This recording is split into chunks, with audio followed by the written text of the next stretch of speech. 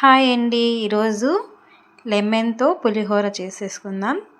అయితే lemon rice వేరు, lemon పులిహోర వేరు. పులిహోర ఎందుకంటారో ఈరోజు ఏం వేసుకుంటామో చూసేద్దాము. ఒక పాత్ర తీసుకొని అందులో ఆయిల్ వేసేసుకొని తర్వాతకి పోపు దినుసులు, కరివేపాకు వేసేసుకోండి. గ్రీన్ చిల్లీ కూడా యాడ్ చేసుకోండి.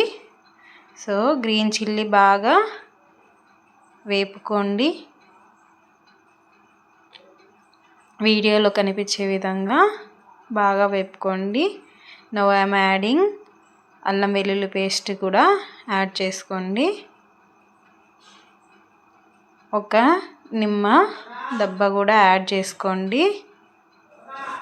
ఒక గ్లాస్కి నేను సగం నిమ్మకాయ పిండుకుంటానండి. అదే నాకు అలవాటు. పర్ఫెక్ట్గా సరిపోతుందండి. ఇప్పుడు సాల్ట్ యాడ్ చేసుకోండి. టర్మరిక్ పసుపును కూడా యాడ్ చేసుకోండి. సో టర్మరిక్ వేసిన వెంటనే ఆఫ్ చేయండి ఫ్లేమ్. నౌ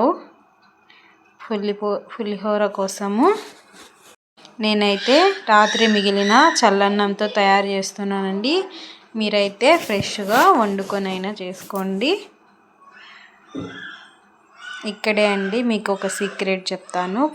పులిహోర అంటే ఖచ్చితంగా స్వీట్ అనేది మనం కలుపుతాము.